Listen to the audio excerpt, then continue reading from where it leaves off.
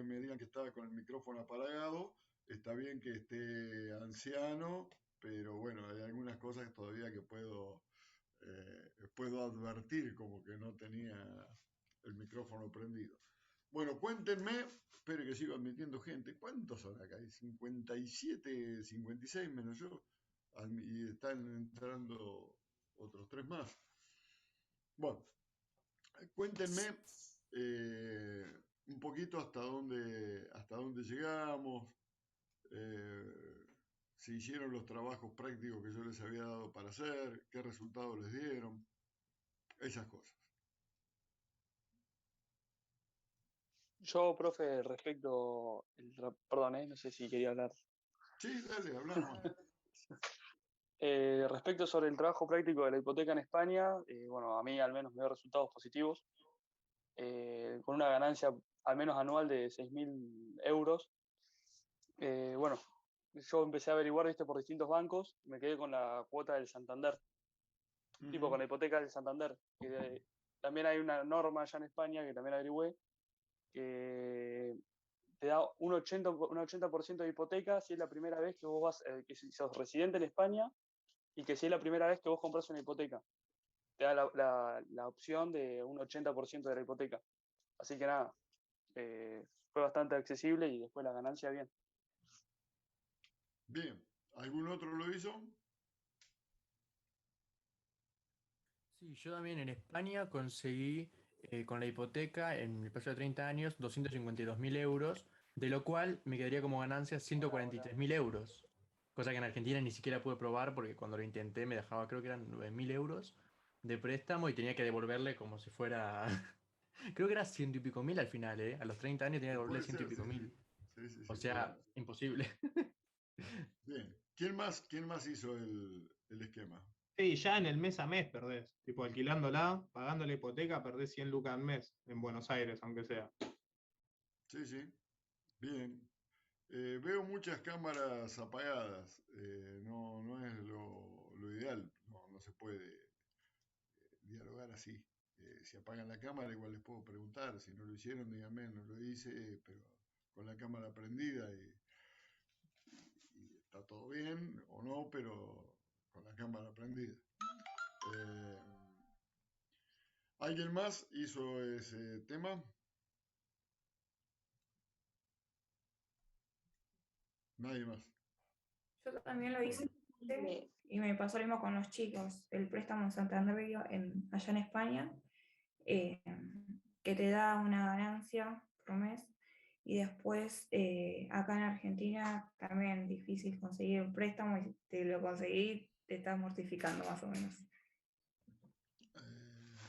Bien, Yo bueno. creo que ya le había visto lo que había resuelto en Argentina para hacer lo de alquilar el departamento por Airbnb en algún lugar turístico, que la gente pueda pagar en dólares. Como ¿Así para, lo hiciste vos? sí, como para. ¿Y te dio? ¿Cómo te dio? ¿Te alcanzó? Y en realidad depende si lo puedo alquilar. Si lo alquilo, sí. Ahí, por unos meses. O sea, yo fui calculando los primeros 6 meses lo iba a poder pagar. Después depende. Igual, Depende de... perdón, profe, eso Sí. yo lo pensé también como Victoria, pero eso sería tipo un alquiler temporario, digamos, o sea, lo de Airbnb. Creo que estábamos viéndolo, o sea, por mensual, digamos, si nos quedaba algo, porque temporario, por ejemplo, si mi tía tiene o sea, tiene casas en Brasil y hace lo mismo, temporario le conviene mucho más en un lugar turístico que alquilarlo por mes, digamos, porque tiene otro valor. Eh,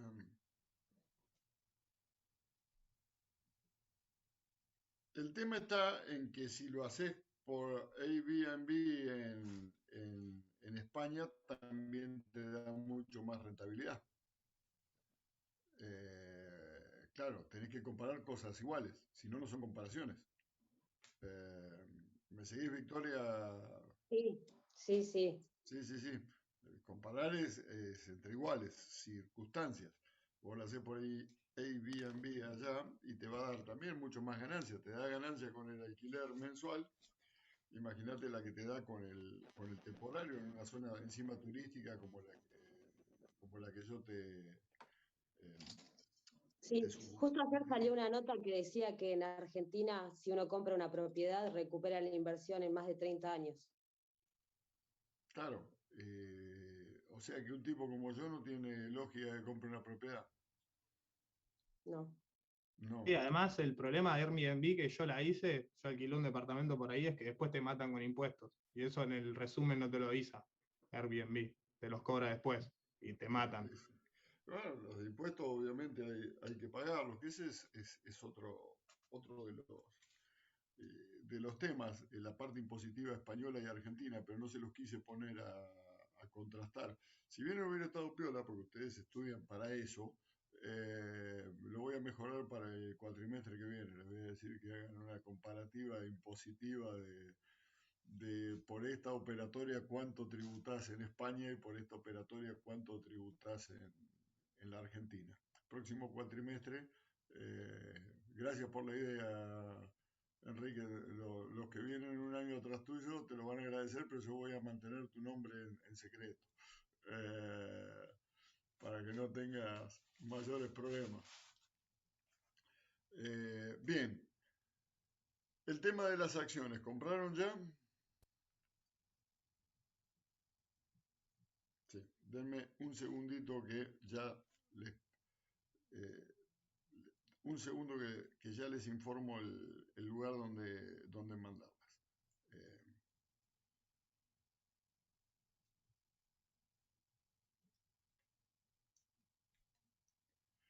Jazmín, ¿me podés pasar después en la casilla de correo, así los chicos de económicas pueden mandar el ejercicio de las acciones? Dale, gracias. Bueno, ahí ya se los paso.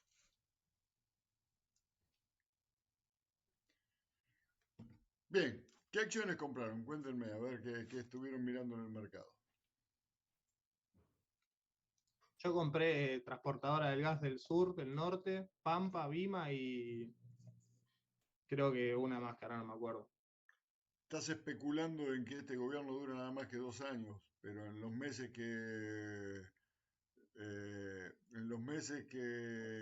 quedan, un mes y pico para el parcial, me parece que eh, tomaste un riesgo importante, Enrique. ¿Por qué lo hiciste? Igual estuvieron subiendo las del norte, por lo que estuve viendo. Sí, estuvieron subiendo. Lo que pasa es que esas son buenas inversiones. El tema está en el control, en la tarifa, los controles tarifarios.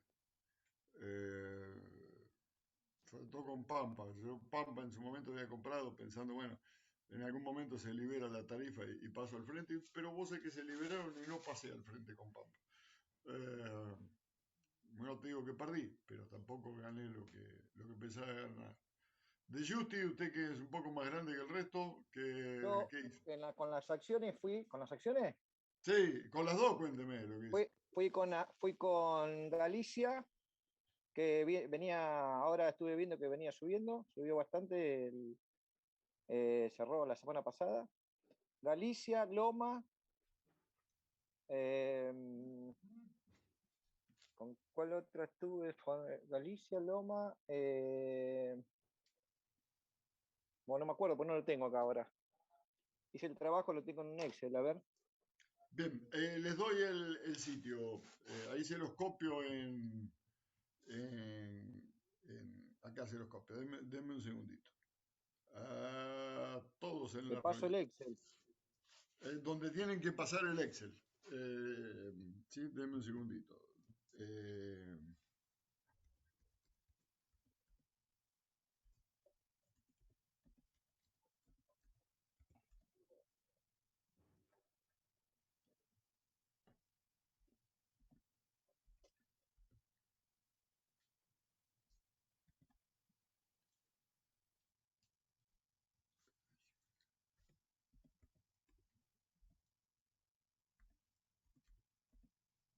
Ahí está.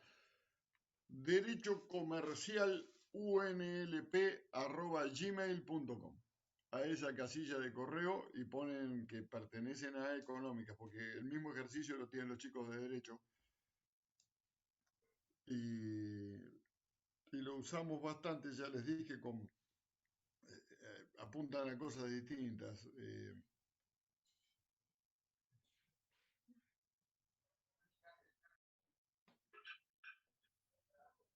Gracias, Jazmín. Muchas gracias.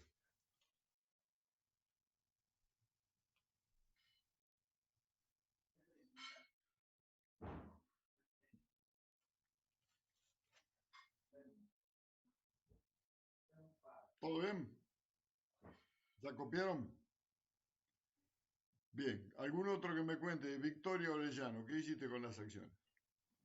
Con las acciones hice dos alternativas, porque la realidad es que cuando me puse a investigar, como las opciones que hay ahí en Bolsar, Acá no lo son encontré. de lo mejor. Hice una opción eligiendo de ahí, que elegí las que debemos haber elegido casi todos, porque eran de entre 20, las del gas, Galicia, Loma, y después hice otra en las que podía buscar, no sé, de Mercado Libre, que se venden en Nasdaq. Encontré, no entiendo nada yo, pero de lo que busqué. ¿Qué De una estudias? empresa. ¿Contadora o Administración. licenciatura? Administración. Sí. Bien. Deberías empezar a entender. ¿Entendés? Sí, sí, sí. No te va a venir nada mal. Julieta Navarro, que tiene una foto ahí. Hola. Hola. Hola, perdón, Hola. justo acá que tiene que hacer algo. ¿Qué estabas haciendo? No, justo me habían llamado y por eso había apagado la cámara. Ah, bueno. Escuchame una cosa. ¿Qué acciones compraste? Ahí lo tengo acá en un Excel, no me acuerdo bien los nombres. Vamos a Lo tengo ver. acá en la compu. Denise Hellman. 100. Hola, Denise, hola. estoy intentando conectar la cámara, disculpe. Bueno, de mientras habla, ¿qué acciones compraste? También estoy descargando el Excel, Ay, ¿no no te se me abre acordás? tan rápido. Qué tremendo. Yo las tendría en la cabeza. Si me gasté 300 lucas verdes en 5 clases de acciones, no me las olvido nunca más las que compré. Bueno, Claro. perdón. Para ustedes Usted 300 porque mil invierte, dólares nosotros no son... invertimos nada, no tenemos plata. ¿Qué? No tenemos plata nosotros para invertir, no nos acordamos. Si hubiera Yo acá las puesto... encontré, mira, acá, Galicia, Tenaris. Tenaris no podés Galicia, haber Tenaris, comprado. Central Puerto. No, si se fue, porque se fue, ¿no? Claro. Cerró, había sacado, lo vi en... Y bueno, pero lo tengo que sacar entonces. Lo tenés que sacar. Porque Tenaris se tenía fue. Credsul, Yo cuando se fue Tenaris dije, tenía lo Credsul que se y lo viene. saqué. Pero Les fue voy hace a... poquito, fue al otro día de que, hace poquito, pues la semana No, se fue ya hace un año y algo. Ya se había decidido ir durante el gobierno de Macri, ahí se decidió ir. Pero no importa de quién era el gobierno porque los tipos no toman Lo decisiones. leí en Raba Online, ahí lo leí. Eh, Les voy a contar una pequeña anécdota real, un caso real, por el cual yo sigo o sea, miro con muy buenos ojos y muy atento lo que hace Roca, que es el dueño de Tenaris. Yo hace muchos años atrás, unos 30 años, 31 años atrás, 32 años atrás, siendo abogado joven, asesoraba a una empresa de transportes grande en Berazategui. Y uno de las herederas de uno de los dueños estaba casada con uno de los directivos de aquel entonces, se llamaba Siderca. Después se llama Tenaris. Y entonces el tipo me dice, estamos hablando todos 30 años menos. Doctor, venga acá a las oficinas en las Catalinas, ahí en Retiro, y charlábamos. Demás. Bueno, yo fui, me dice, espérenme un segundito que tengo un tema. Y lo estaba escuchando hablar. Y hablaba con otros que estaban por debajo de él. Y él le decía, bueno, vos tenés que tener listo el balance, vos esto, vos lo otro, vos lo demás allá. Esto va sobre todo para los que estudian licenciatura en administración de empresas. Y bueno, me tuvo como 20 minutos de espera, en los cuales yo lo esperé muy, muy a gusto porque estaba escuchando cosas que me gustaban, sobre todo porque yo tenía Tenaris. En aquella época tenía Sidar que había comprado y entonces estaba viendo a ver cómo se manejaba internamente la cuestión. Y terminé y le digo, discúlpame, explícame lo que estabas hablando, que le pedís a fulano un balance con el dólar a 500 mangos, al otro le pediste un balance con el dólar a 30 mangos. No entiendo, el dólar está a 200, hablando por el día de hoy, ¿no? Más o menos. ¿Por qué se lo pedís a 500 a uno, a 30 al otro gerente a... No, me dice, mirá, dice, nosotros es normal y habitual que cada 2 o 3 meses hacemos ejercicios de hipótesis de mercados, con lo cual fijamos condiciones ficticias de todo y analizamos y vemos cómo queda parada nuestra empresa frente a esas cuestiones. Si el dólar se fue a 500, si el dólar bajó, si el dólar subió, si subió el hierro, si subió el petróleo, si subió, o sea, todo, y armamos todo y vemos dónde estamos expuestos. Y lo encarpetamos. Entonces, cuando ocurre cualquier cambio inesperado, nosotros ya tenemos estudiado qué hacer, sacamos la carpeta y estamos por lo menos 20 días adelante de la competencia. Porque ya tenemos estudiada esa hipótesis en la ficción. Y yo dije, listo, no me muevo de acá nunca más. Porque me pareció brillante. ¿Se puede hacer a menor escala? Por supuesto que sí. ¿Se puede hacer con la pequeña empresa? Por supuesto que sí. Decir, bueno, ¿qué pasa si pasa tal cosa? Y trabajo un rato, hago un juego como el que están haciendo ustedes, por eso yo les regalo $300.000, porque es un juego, pero es un juego que si yo sé sacar las conclusiones, el día de mañana me puede ser tremendamente útil. Y les cuento esta historia porque ese juego en parte tiene que ver con este juego que es como una mesa de arena en un caso militar, en el cual estoy suponiendo una batalla que no existe, con cosas que no existen, pero que el día que exista, yo voy a saber qué hacer y no voy a tener que perder tiempo en pensar qué hago. Ya lo voy a tener pensado. Entonces, eso es muy interesante para mí y se los transmito porque me permitió llevar adelante en la vida en pequeña escala esas cosas. Bueno, ¿qué pasa si tal variable va a parar al diablo? ¿Cómo quedo parado yo en mi pequeña microeconomía personal? Trasladado al trabajo es qué pasa con mis clientes. Y si mis clientes, ustedes saben, tienen una ventaja de una semana, 2 semanas, un mes respecto de la competencia y hacen un desastre. Para bien, o sea, un desastre me refiero a que podés multiplicar por mucho tu activo. Entonces, bueno, me hiciste acordar lo de Tenaris. El tipo con el cual hablaba, con el paso del tiempo se transformó en el número 2 de Tenaris y fue el que negoció la venta de Sidor a la de Venezuela a Chávez y los 3 o 4 mil millones de dólares que Chávez les pagó por expropiar Sidor en Venezuela.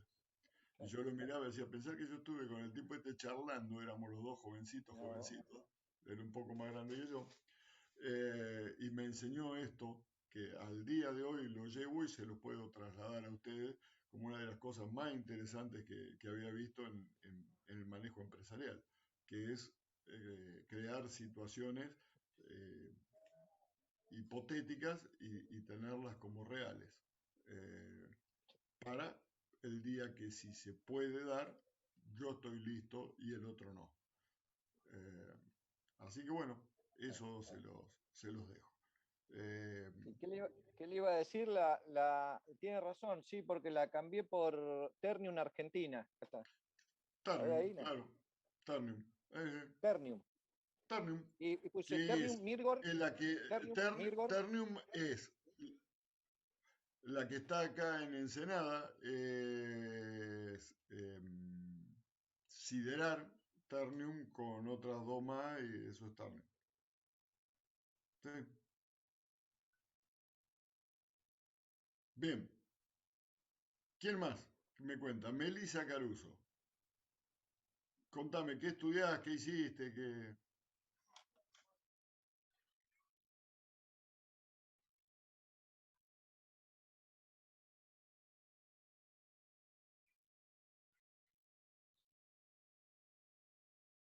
Mm. Bien. ¿Alguien más que tenga ganas de contarme qué hizo o la mantienen en secreto la inversión?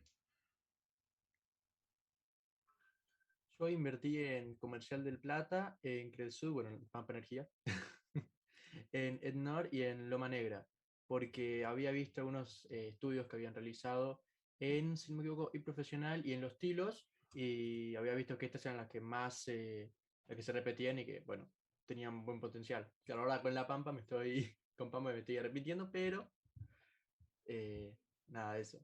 Y tomé con un dólar blue a 179 el cambio. Bien. Buena película de esto. De Mendigo a Millonario, Eddie Murphy. Muy vieja película.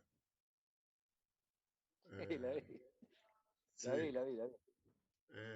Vale, si la encuentran, se pueden llegar a divertir. Por un dólar los viejos le cambian. Porque eran los juegos sociológicos que hacían los viejos. Nada, es muy interesante por donde la miren. A ver, por uno cuando la ve de joven, como fue mi caso, yo era jovencito cuando apareció esa película, reparás en otras cosas y después cuando va pasando el tiempo le vas encontrando a la misma película cosas que no le habías visto de chico, lo cual se pone muy buena.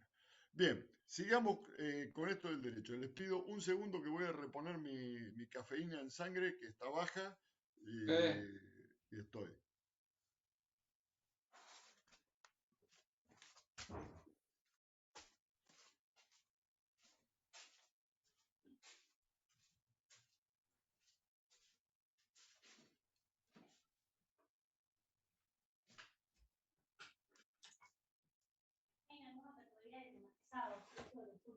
¿En serio? Se llama Domingo Juega.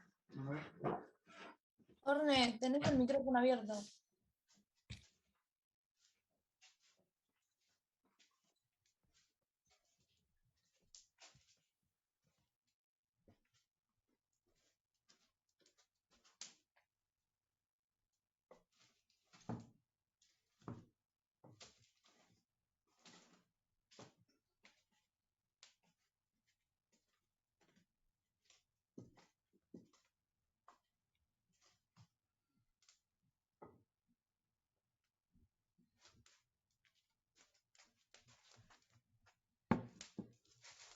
Bien, la verdad que yo soy un defensor y un fanático de la presencialidad.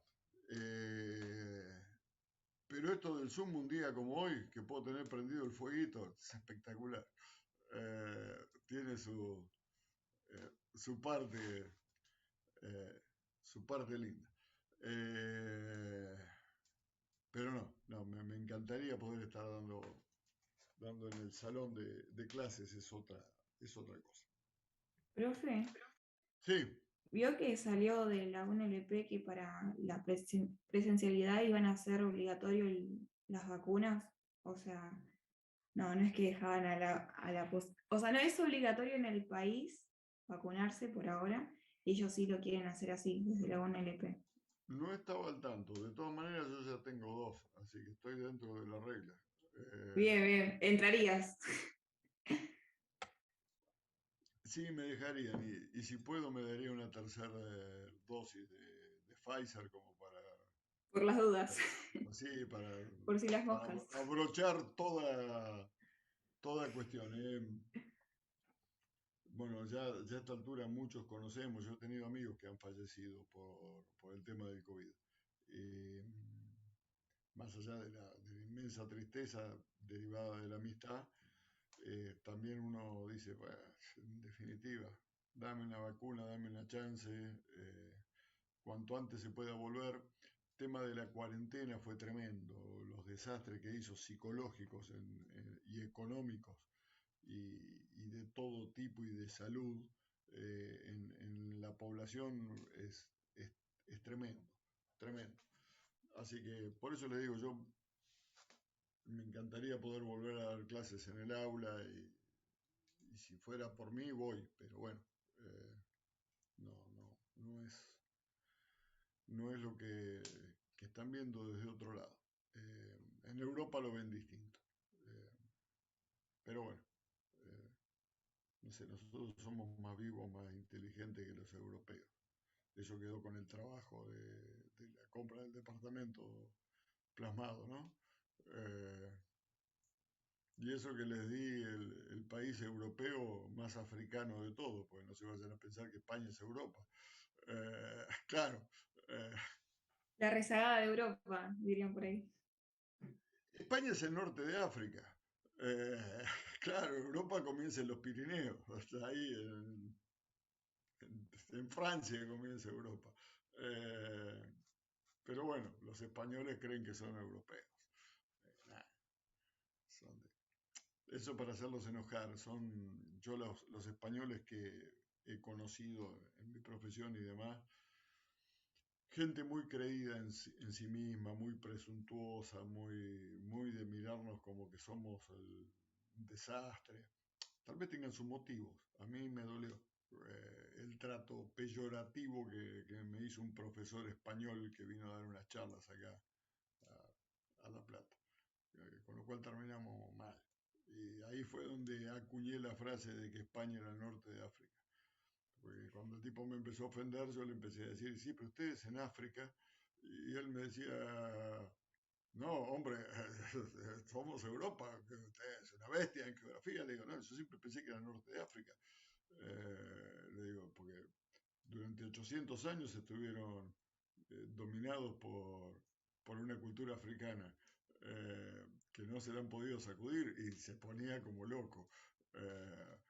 Y le digo, y yo lo único que tengo de español es el castellano, pero después soy 100% italiano, bien europeo, descendiente de los romanos. Le digo, pero, hombre, ustedes, porque vino a dar una charla de derecho y empezó a hablar del pacta sunt servanda.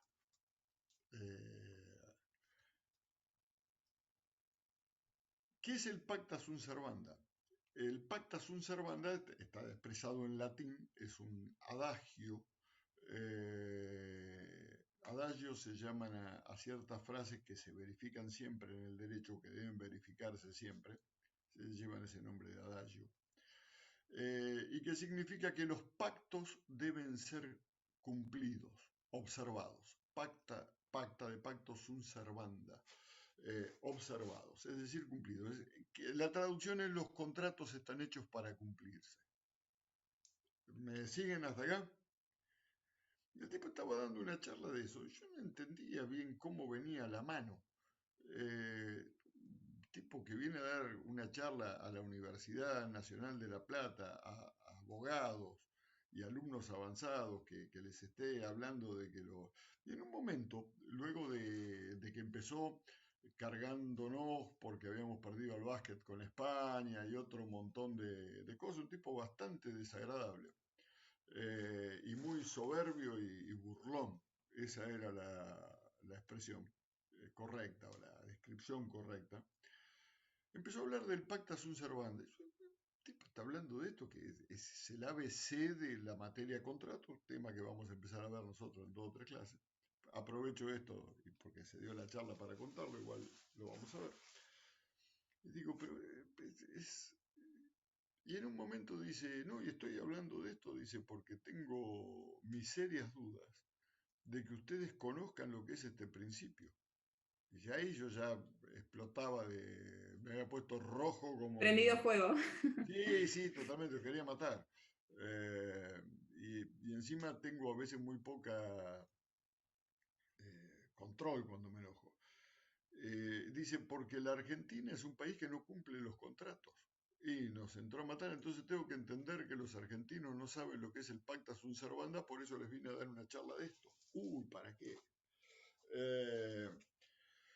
Y miren que yo soy un defensor del cumplimiento de los contratos y sobre todo de los compromisos de préstamos de dinero internacionales, pero ahí ya no pude más que saltar la valla y le digo, bueno, entonces si usted me permite, yo después voy a hablar de usura, porque evidentemente ustedes no conocen lo que es la usura. Y voy a hablar del riesgo y voy a hablar de la asunción del riesgo, porque evidentemente si ustedes prestan a tasas usurarias, después no pueden pretender que se cumplan los contratos como si tuviesen tasas de interés que no lo son. Y se armó un lío fantástico. Al final me taparon la boca, me dijeron, pará, callate, deja que termine de hablar. Bueno, acto seguido, habían organizado, quien lo organizaba, un gran amigo, una comida en Atenas, en el club. Da la casualidad que mi estudio está a la vuelta de Atenas, da al fondo de Atenas, yo soy socio de Atenas. Con lo cual llegué antes que nadie, me fui a la utilería, agarré una pelota de básquet y lo esperé al profesor español con la pelota, haciendo botar la pelota de básquet. Y le digo, vení, vamos a jugar un 1 contra 1. A ver, no, pero hombre, es que yo no sé jugar al básquet. Le digo, pero vos boconeás en todo, boconeás con derecho y no sabés derecho, boconeás con el básquet y tampoco sabés jugar al básquet. Le digo, pero hombre, tú eres un blef. Y ahí se pudrió todo, y no, o sea, el almuerzo, todo, pero la verdad que terminé mal con el profesor español y ahí me formé una imagen no muy agradable por eso embromo con esto de que son el norte del África, no porque lo sean, realmente conozco de geografía, conozco bastante, pero esta es la historia que me disparó que los españoles no son europeos, sino son del norte de África. La pelea con el profesor español. Vale si aprendieron lo que es el pacta sunt servanda. Los pactos deben ser observados. Por eso cuando hay un contrato y una parte lo incumple, la otra parte le nace el derecho de resolver el contrato o pedir el cumplimiento más los daños y perjuicios acarreados por el incumplimiento. ¿Estamos hasta acá? Bien, vamos otro paso para atrás. Antes de hablar de contratos, que es el paso previo de lo que íbamos a hablar hoy, tenemos que hablar de obligaciones. ¿Qué es una obligación? La obligación es el derecho que tengo de exigir de otro un determinado comportamiento o la potestad que tengo de exigir de otro un determinado comportamiento. Eso es una obligación.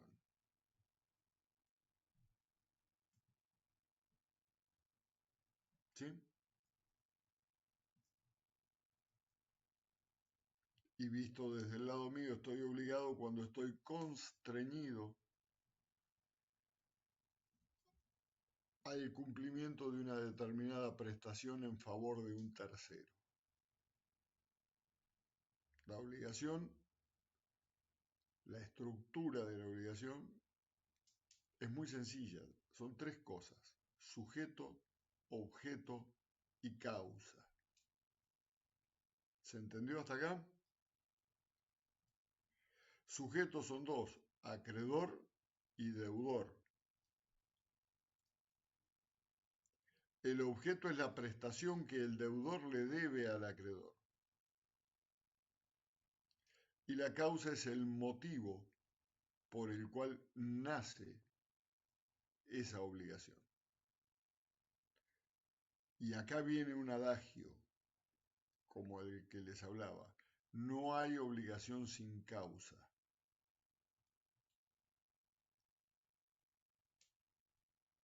Si yo le debo algo a alguien es por algo, no le puedo deber por nada. ¿Se entendió hasta acá? Perfecto. Sí. ¿Sí? Bien. Las obligaciones tienen fuentes. ¿De dónde vienen?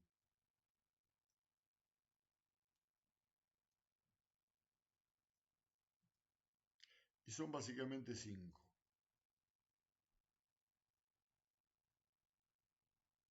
Los contratos, principal fuente. Los cuasi contratos, los delitos, los cuasi delitos y la ley, por último.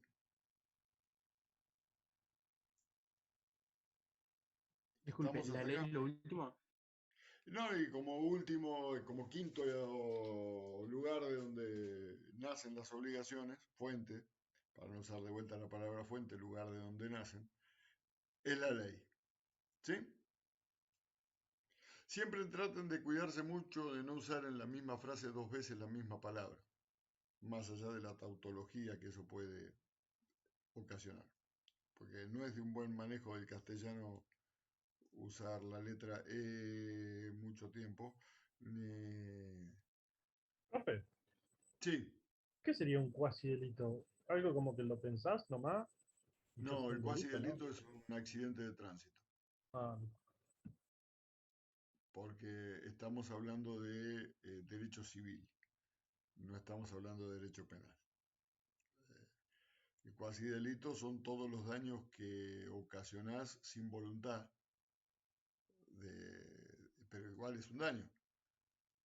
O sea, yo le tiré una piedra a un pajarito, le erré como de costumbre, y le pegué al vecino en la cabeza y le abrí la cabeza. Bueno, ¿tenía voluntad de herir a mi vecino? No, claramente no. Sin embargo, lo herí. Bueno, ¿y quién paga la sutura de la cabeza de mi vecino? ¿Y la tengo que pagar yo?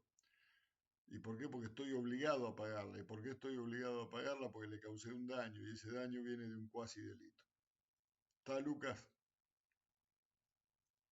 sí, sí, Empecé a sí, orden. explicar, me Sí, hiciste sí. empezar a explicar de atrás para adelante, pero no importa, da lo mismo. No, porque me quedó la palabra cuasi delito, o sea, como que sería mitad de delito. Claro, parece casi un delito es. La palabra cuasi es casi un delito. Mismo ejemplo, pero le tiré la piedra al vecino porque estábamos discutiendo y me hizo enojar y le sacudí un piedrazo y le rompí la cabeza. Le tengo que pagar, le tengo que reparar la cabeza, pero ¿por qué? Por un delito, el de daño, O sea que de no tiene lesiones. pena, ¿no? No ¿Qué? tiene pena, no tiene una pena, la pena es eh, resarcir al otro, nada más. No En hay una pena algunos que va a la casos cárcel. sí, en otros casos, si el daño es físico, sí tenés pena. Tenés lesiones culposas, eh, ¿sí? Porque en el caso físico son lesiones, más allá de daño. Es lesión, se llama lesión, es lo mismo, es un daño, pero es una lesión, y ahí sí tenés pena. Privativa de la libertad en algunos casos, en otros no, pero bueno. Entonces, entendida la fuente de la obligación del delito y del cuasi delito. En un caso, cometés un daño delictual y tenés que reparar. Eso me lleva a mí, y denme un segundito que ya vengo, que tengo que cerrar una cosa que tengo acá y estoy con ustedes. Denme un segundo.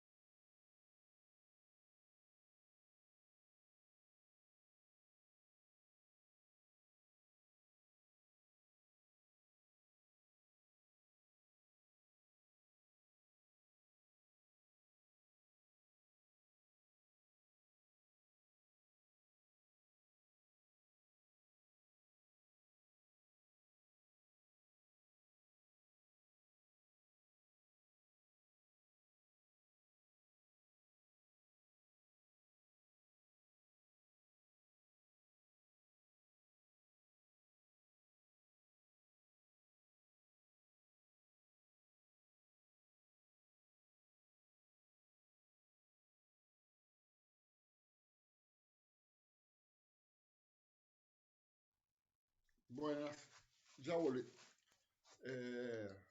Les contaba, dentro de los pensamientos así muy raros que uno tiene a veces, yo sobre todo, mucho he pensado sobre la reparación del daño en el derecho penal, que no es un tema que tenga que hablar con ustedes, pero se los cuento.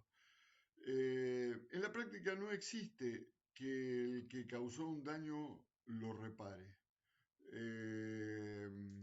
Hay una pena privativa de libertad que se cumple más o menos en algunos casos y en otros, pero no existen prácticamente condenas, y el derecho lo prevé, pero no se llevan a la práctica, condenas de reparación del daño a la víctima.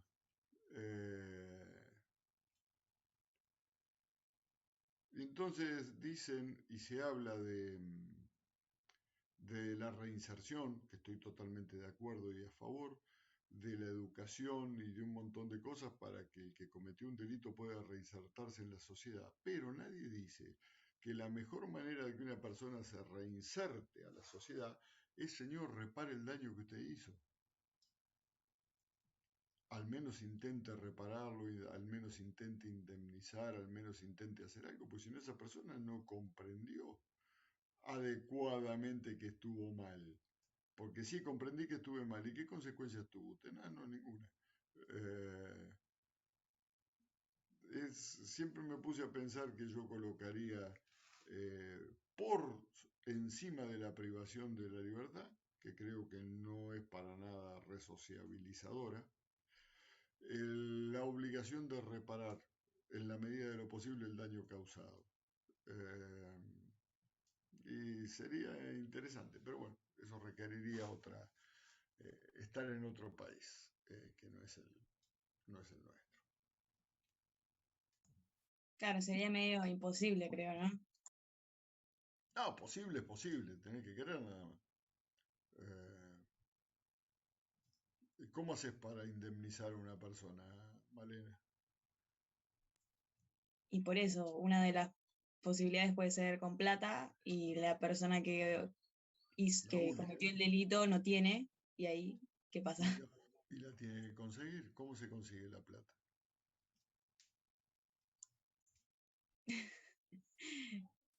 La pide. Iba a decir otra cosa, pero bueno. Puede pedirla si los familiares se la suministran, como no, es válido. Familiares, amigos, bancos, bueno, puede pedirla. Y si no, ¿cómo la consigue? Trabajando, por lo cual habría que reformular todos nuestros sistemas carcelarios en grandes lugares de trabajo, que es la mejor manera de resocializar a alguien, el trabajo. Y que tenga bien en claro que está trabajando para. Pero bueno, esas son. Pero ahí no estaría Sí. en un dilema con ¿Cuál? Con los tres componentes de la obligación. O sea, el sujeto tiene que tener la obligación para querer hacer eso, ¿o no?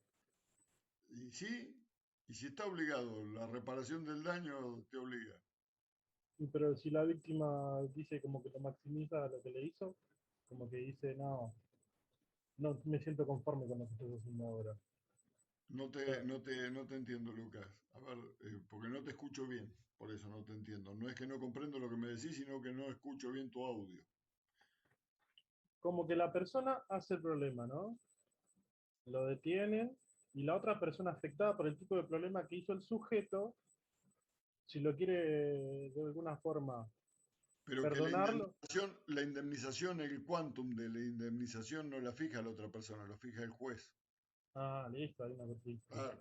Claro. El juez te dice, mira, flaco, tenés que indemnizar en tanto.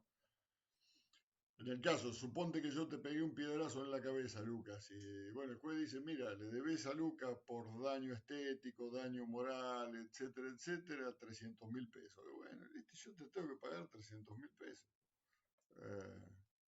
Para que... ¿Sí? Ese es el tema. Bueno, vamos a los otros dos, al contrato y a los cuasi contratos. El contrato es un acto jurídico, como el que habíamos hablado, bilateral, porque intervienen dos partes. La mayoría de los contratos son contratos de cambio. Yo te doy esto, son todos derivados de la compraventa o de la permuta, si ustedes quieren.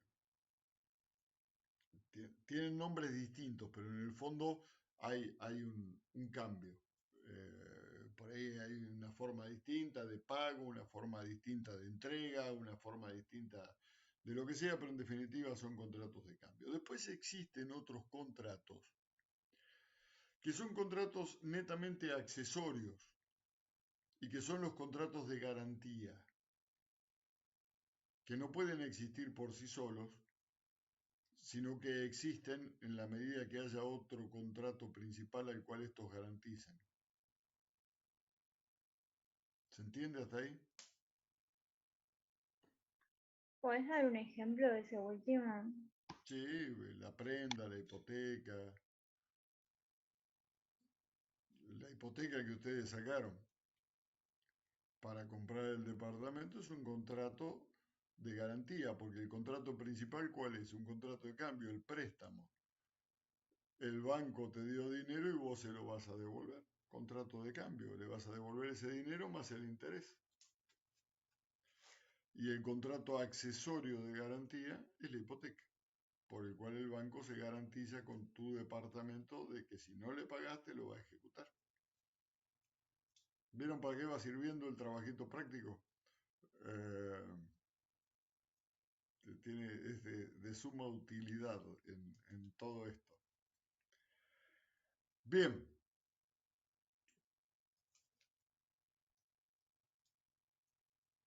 Entonces los contratos generan obligaciones para las dos partes. En el contrato típico de cambio como el de compraventa, yo voy al kiosco y le digo, quiero un paquete de chicles. Y él me dice, de acuerdo, le vendo un paquete de chicles. Y yo quedo obligado a pagar por ese paquete de chicles y el kiosquero queda obligado a entregarme el paquete de chicles. ¿Se comprende? Así nace una obligación. ¿Por qué? Por un contrato de compraventa. Y no importa que sea de un paquete de chicle o que sea de una mansión en Beverly Hills. Es el mismo contrato de compraventa. Lo único que varía son las cosas los valores de las cosas que hay que entregar de un lado y del otro. 50 pesos un paquete de chicle, 50 millones de dólares una de esas casas en Beverly Hills, pero bueno, los dos valen 50. No hay mayor diferencia. Lo divertido es el cuasi contrato.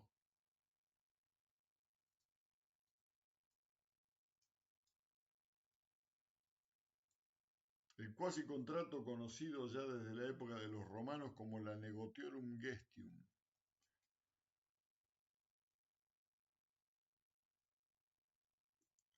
O gestión de negocios ajenos.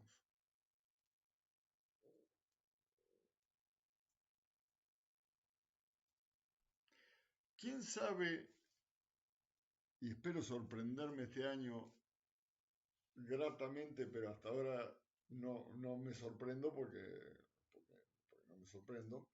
O sea, o me sorprendo gratamente o no me sorprendo ingratamente.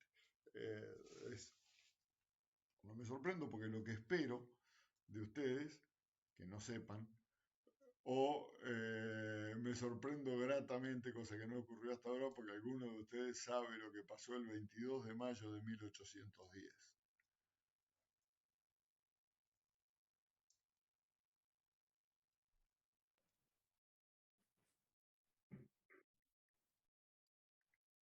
¿Qué pasó en esa fecha? ¿Era la caída de la monarquía o no? No, 22 de mayo de 1810 en la ciudad de Buenos Aires.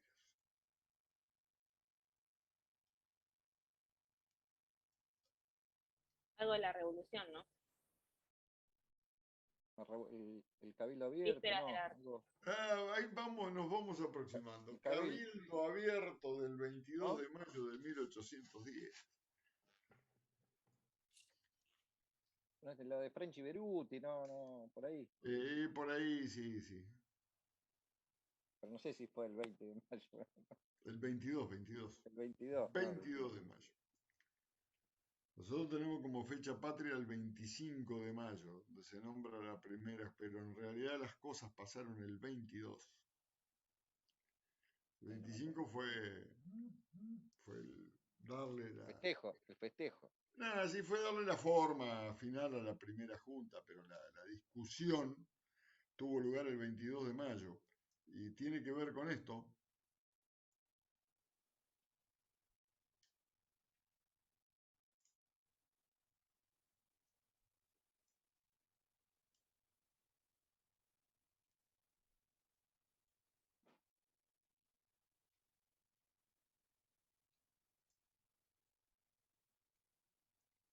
¿Quién sabe algo?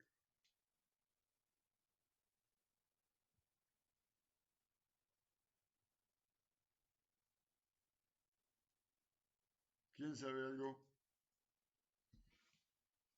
¿Nadie nada? Bueno, yo se lo voy a Cayó el poder repetir. de los virreyes, del virrey. En realidad sí se sustituyó el virrey por una junta de gobierno a nombre del rey de España. Pero ahí hubo una interesante discusión en la cual se discutieron varias cosas, de tono jurídico todas las cosas que se discutieron. La primera de ellas que se discutió era si el nombramiento del virrey era legítimo o no. ¿Y por qué era esto? Porque el virrey no lo había nombrado el rey, porque el rey había caído en España a manos del emperador francés Napoleón Bonaparte. Entonces había sido nombrado por una junta de gobierno de Sevilla, el virrey. Entonces la discusión era si esa junta tenía potestades sobre el Río de la Plata o no, y si el Río de la Plata no tenía que, en caso de acefalía del rey, nombrar su propia junta, que es lo que terminó haciendo. ¿Me siguen hasta ahí? Hola, hola. Sí, profe. Sí, perfecto. Bien. Entonces, la primera parte de la discusión versó sobre si se podía o no nombrar una junta de representantes a nombre del señor Fernando VII, como la que se estaban haciendo en España, porque no había rey, había caído, bueno, había que... Entonces la discusión estaba sobre, y se zanjó la discusión a favor de la Junta, porque esto no era España, esto era Reino de Indias. Tenía el mismo nivel jurídico que la corona de Castilla o que la corona de Aragón. Era el Reino de Indias. Entonces dijeron, no, bárbaro, los españoles que nombren sus representantes para España. Acá para Indias los nombramos los de acá. ¿Se sigue? Entonces, como se la vieron mal, los que eran representantes de España, a uno se le ocurrió algo muy interesante, que era un abogado, Leiva de apellido, síndico procurador Leiva. Dice, muchachos, dice, está bien, tienen razón, pero, y cuando él dice pero, lo miran, dice, estamos en un cabildo. Sí, le dijeron, estamos en un cabildo, ¿y cuál es el tema? Es que el cabildo es una autoridad municipal. Y entonces acá estamos tomando decisiones sobre todo un virreinato. Y no puede una autoridad municipal tomar decisiones que corresponden a un virreinato, por una cuestión de jerarquía. ¿Me van siguiendo en esto? Sí, sí. Sí. Entonces ahí parecía que, bueno, listo, está bien. Si bien se puede nombrar una junta, no lo puede hacer el Cabildo de Buenos Aires, hasta que no estén reunidos los representantes de todo el virreinato. Y se le ocurre a un abogado, de los que denominaríamos patriotas revolucionarios, como ustedes quieran, que era Juan José Paso, que después fue integrante de dos triunviratos y de otras cosas, se le ocurre traer la figura de la gestión de negocios ajenos o del cuasi contrato. Y dice, en determinados casos, una persona puede asumir a nombre de otra un negocio, con la condición que la otra posteriormente lo ratifique. Pero si la otra lo ratifica, el negocio existe desde que lo hizo el primero, no desde la ratificación. ¿Me entienden? ¿Como un vicepresidente, algo así? No. Como que yo voy y compro un auto a nombre de Giuliano Gómez. Y vos no tenés ni idea que yo estoy comprando un auto. Después te digo, che, Giuliano, de ahí te compré un auto. Y si vos vas y decís estoy de acuerdo, el auto está comprado para vos desde el día 2 de septiembre. Y no desde el día que vos te enteraste que yo lo compré. Y menos desde el día que vos aceptaste lo que yo había hecho en tu nombre. Por eso se llama gestión de negocios ajenos. Está bien, sí, ahí entendí. ¿Nace la obligación? Sí, nace la obligación. Si lo ratificás, ¿desde qué momento nace? Desde el día en que yo lo hice, aunque vos no supieses.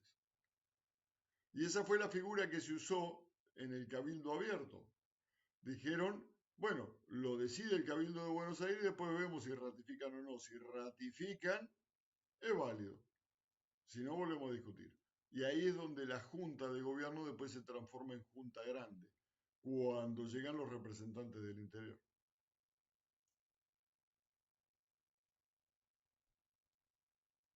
Pero no es otra cosa que la figura de la gestión de negocios ajenos, que los romanos conocían y los romanos lo tenían que conocer, porque era muy común en Roma, porque imagínense que cualquier romano promedio que tenía que cumplir su servicio militar entre los 10 años y los 40, y se tenía que ir a pelear, y por ahí se iba y estaba 5 o 6 años y no se tenía noticias de él, de si estaba vivo, de si estaba muerto, y qué pasaba con sus cosas. Entonces esta figura de la gestión de negocios ajenos era muy útil, porque venía un amigo y decía, no, dice, Marcelo Di Giusti, vengo a comprar a nombre de Marcelo Di Giusti. ¿Dónde está Marcelo Di Giusti? ¿Qué sé yo? Está en la campaña a Galilea, a 2 años de tener una noticia de él. Y entonces cuando volví le decía, mira, te compré esto, te compré lo otro. Y él, sí, de acuerdo. Y ahí cerraba la cuestión. Pero si Profe, no, no una se podía. pregunta. Sí. En ese caso, o sea, el que paga, por ejemplo, el auto, el que paga lo que sea que esté comprando, ¿es usted En o...? principio sí, o depende, todas las cosas son posibles. Yo puedo Buenísimo. adelantar fondos o no, o esperar que llegue él, porque en el caso de la compraventa yo puedo dejar la compraventa planteada y no retirar el auto y no pagar el precio. Pero bueno, o poner una seña. Lo Claro, que hay se te distintas ocurra, formas. pero lo que se te ocurra es posible. Ok. Siempre a medida que él venga y ratifica. Si él no ratifica, yo estoy en un problema, porque tengo que o resolver el contrato y pagar los daños y perjuicios ocasionados, o cumplir el contrato yo y quedarme yo con la cosa. Ok. ¿Sí? Pero si cierra la cuestión, es como si hubiera contratado el otro. Por eso es fuente de las obligaciones. ¿Comprendido? Sí. Muy bien. Sí, perfecto. Tanto los contratos como los cuasi contratos. Y por último nos queda la ley como fuente de la obligación, que es de las más difíciles de comprender, aunque parezca mentira. Porque ustedes miran, todas estas son obligaciones porque la ley lo dice, sí, pero no, estamos hablando de obligaciones nacidas directamente de la ley. Y las obligaciones nacidas directamente de la ley tienen que ver con 3 o 4 situaciones, que son las garantías legales que tiene que dar, por ejemplo, aquella persona que es designada tutora o curadora de un incapaz. ¿Se acuerdan que habíamos visto incapacidad? Bueno, cuando designan a un curador, que es el que va a administrar los bienes de una persona imposibilitada para hacerlo, ese curador tiene que dar una garantía legal, porque es la ley la que le impone la obligación de garantizar lo que va a hacer con esa administración. ¿Se comprende? Sí, profe. Muy bien. Yo no entendí muy bien, profe, ¿podrías explicarlo de nuevo? Desde que dije Lo de la ley. buenas tardes en adelante, no. No, lo de la ley. En la ley, muy bien. Te voy a poner ejemplo. Si vos firmás un contrato de locación y te piden garantía, viene un tipo y te sale de garantía. Esa garantía no es legal, esa garantía es contractual, porque vino y se obligó voluntariamente. ¿Estamos de acuerdo? ¿Sí? Sí, Martín. profe. Muy bien. Ahora, distinto es si al sujeto lo designan tutor de un menor de edad, con bienes. Ahí la ley dice que por la sola designación de tutor, el tutor garantiza con todo su patrimonio los daños que le pueda causar al menor por la administración de los bienes del menor. ¿Me entendés? Entonces, esa obligación de garantía no nace de un contrato, no nace de un cuasi contrato, ni siquiera menos de un delito. ¿De dónde nace? Nace de la ley, porque la ley te está imponiendo la obligación de garantizar los bienes que te son dados en administración para el cuidado del menor hasta que sea mayor de edad. Ah, está bien, profe. ¿Sí? Sí, profe. Bien. ¿Dudas hasta acá?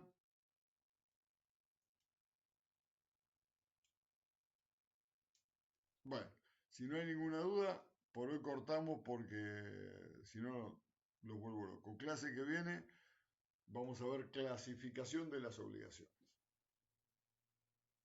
Bueno, profe. Gracias, profe.